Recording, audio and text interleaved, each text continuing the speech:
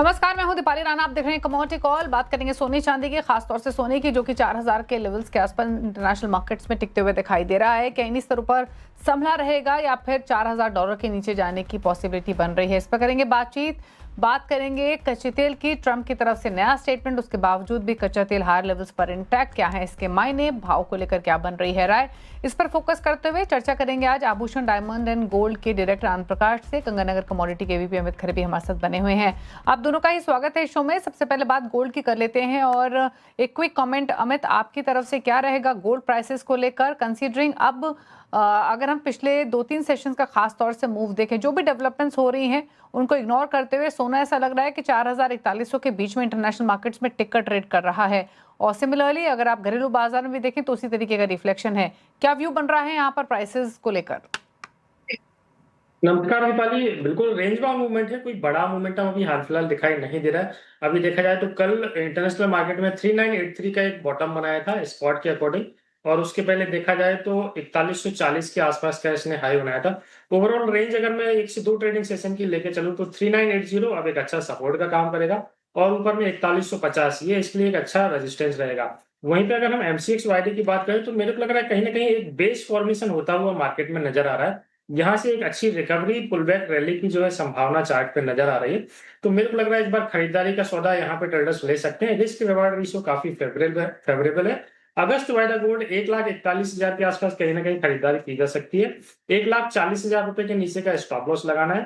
1,44,000 रुपए तक के टारगेट इसमें मेरे को लग रहा है 1 से 2 ट्रेडिंग सेशन में देखने को मिल सकते हैं। ओवरऑल रेंज अभी हाल फिलहाल 1,40,000 से लेके 1,47,000 रुपए की मेरे को नजर आती है। दीपाली।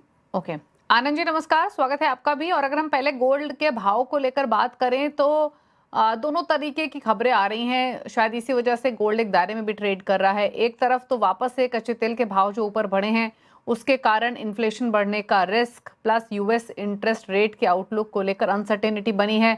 दूसरी तरफ जो नया यूएस कंज्यूमर इन्फ्लेशन का डेटा आया वहां पर नंबर्स थोड़े से स्लो होते हुए दिखाई दी, जो कि एक्सपेक्टेशन से बेटर साइड पर आए। तो अब इन डेवलपमेंट्स के बीच में क्या लग रहा है आपको कि इन्हीं लेवल्स के आसपास टिका रहेगा फिलहाल इंटरनेशनल मार्केट से घरेलू बाजार में? भाव को लेकर क्या सोच है आपकी?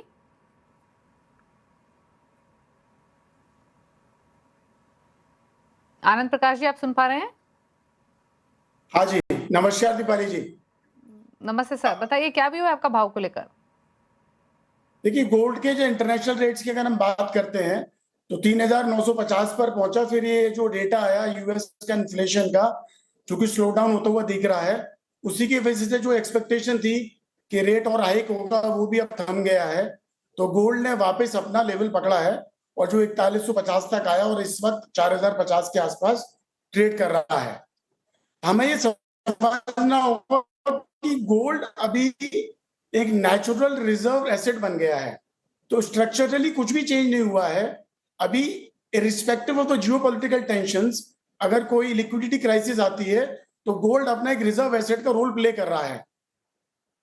तो अभी जो टेंशंस हो रही हैं ऑयल से रिलेटेड, ईरान और यूएस से रिलेटेड, उस वजह से ये हमें गोल्ड का प्राइसेस बेयरिश मोड में जाता है और किसी भी पॉजिटिव न्यूज पर फिर वो वापस अपनी चाल पकड़ता है।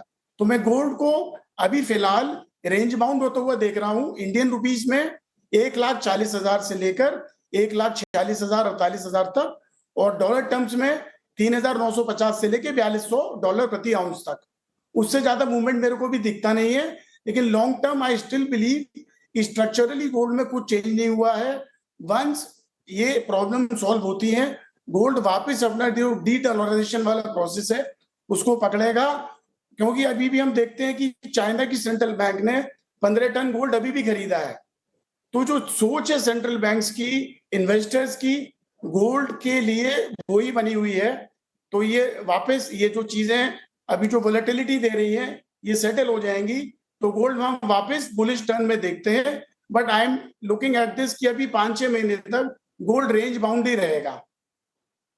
ओके, तो फिलहाल रेंज बाउंड ही रह सकता है। अच्छा, फिजिकल मार्केट में कुछ एक्शन है क्या इस समय? कुछ बढ़ा है, कम हुआ है या ठंडा पड़ा है बाजार? किस तरीके के रुझान देखने को मिल रहे हैं? देखिए, मैं फिजिकल मार्केट की बात करता हूं तो अभी दो तरीके के लोग हैं जो डिमांड जनरेट करते हैं। एक actual buyers which are the jewellery buyers, और एक है निवेशक जो कि इन्वेस्ट करते हैं। तो जो एक्चुअल बायर्स हैं, जो ज्वेलरी शादियों के पर्पस के लिए या अपने मूवमेंट्स के लिए खरीद रहे हैं, वो बहुत समझदारी से चल रहे हैं।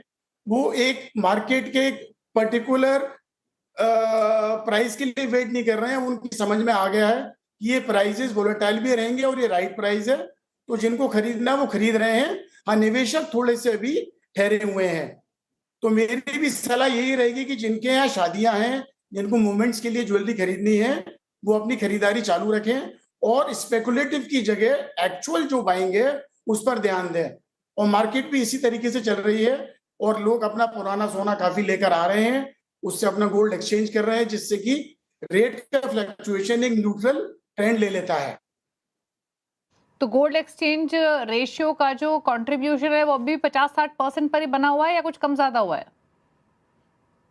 क्या आप रिपीट करेंगे दीपाली जी, थोड़ा ब्रेक हो जो रहा है। पुराना गोल्ड एक्सचेंज कर रहे हैं लोग, वो परसेंटेज हमने देखा था 60-70% तक आ गया था। अभी कितने परसेंटेज रेशियो पुराने गोल्ड का देखने को मिल रहा है बाइंग में? देखिए, दो चीजें हुई हैं इसमें भी। जो रेशियो है ओल्ड गोल्ड एक्सचेंज का, वो आज भी 50 to 60% बना हुआ है। इसके दो फैक्टर्स हैं। एक तो गोल्ड के जो रेट्स आए हैं, तो लोग गोल्ड रेट न्यूट्रलिटी की वजह से अपना पुराना गोल्ड लेकर आ रहे हैं। दूसरा एक चीज और हुई है जो कि हमें कंज्यूमर माइंडसेट को समझना होगा। Now jewellery selling and jewellery making and jewellery buying design conscious और लाइट वेट की तरफ है। और एक अभी जो नई जनरेशन है, मिलीनियंस हैं, ये लोग पुराने डिजाइन नहीं पहनना चाह रहे हैं। तो सबकी सोच धीरे धीरे ये आ रही है कि हम अपने पुराने डिजाइन देते हैं और उसके बदले नया डिजाइन लेते हैं जो हम पहन सकें। तो एक जो रेजिस्टेंस था कि हम अपना पुराना सोना नहीं देंगे, वो धीरे धीरे कम होता जा रहा है। ओके ओके, चलिए शुक्रिया आनंद जी अपने व्यूज देने के लिए, प्राइसेस पर, डिमांड सिनेरियोस पर भी। रुक रहे एक ब्रेक के लिए, ब्रेक के उस पार फोकस करेंगे स्ट्रैटेजीज पर। अमित खरे बने हुए हैं, जल्द वापस आते हैं।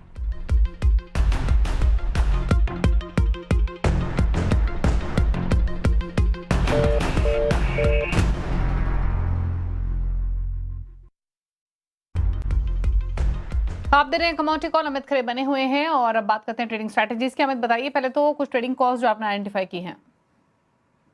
जी दीपाली, पहले हम गोल्ड सिल्वर की बात कर लेते हैं। गोल्ड अगस्त वायदे के लिहाज से अगर मैं बात करूं तो ट्रेडिंग के लिहाज से ये कॉल है 1,41,000 के आसपास फ्रेश खरीदारी की जा सकती है। 1,44,000 रुपए तक का टारगेट रखना है और नीचे में 1,40,000 रुपए नीचे का स्टॉप लॉस लेके चलना है। सिल्वर की अगर मैं बात करूं तो सिल्वर का मौजूदा 2 लाख माफ कीजिएगा 2,21,000 के आसपास है। तो 2,21,000 के आसपास ही मौजूदा भाव पे खरीदारी करनी है।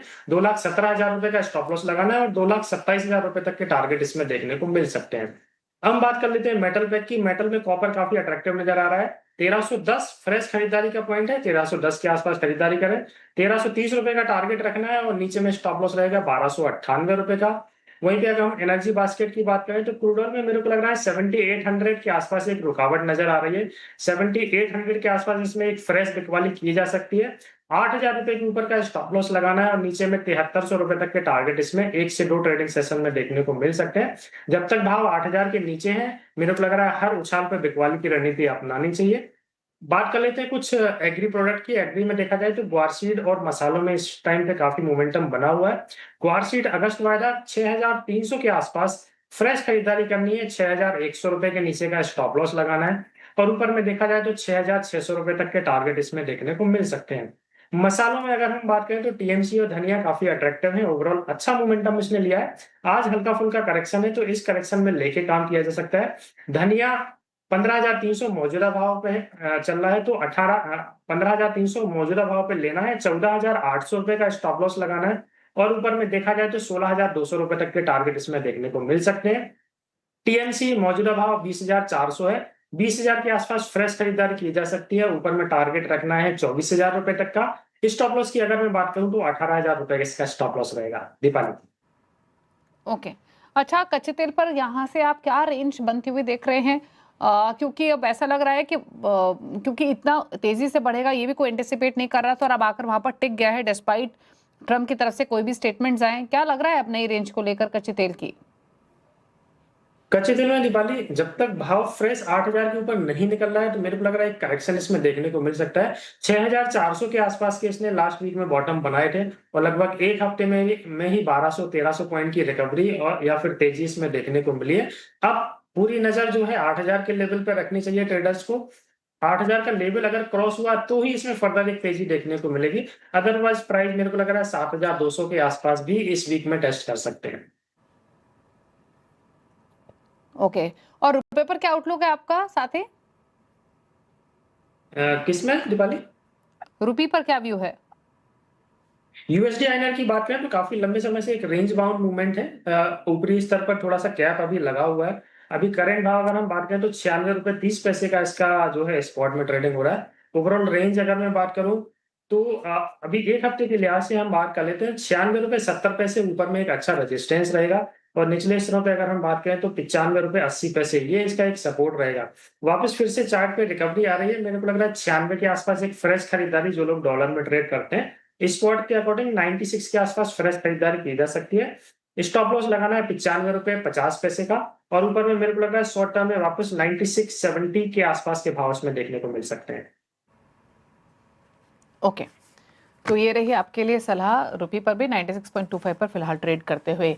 शुक्रिया आपका अमित आने के लिए शो में स्ट्रैटेजीज रेकमेंड करने के लिए। इसी के साथ एक ब्रेक के उस पर आवाज समाचार। नमस्कार।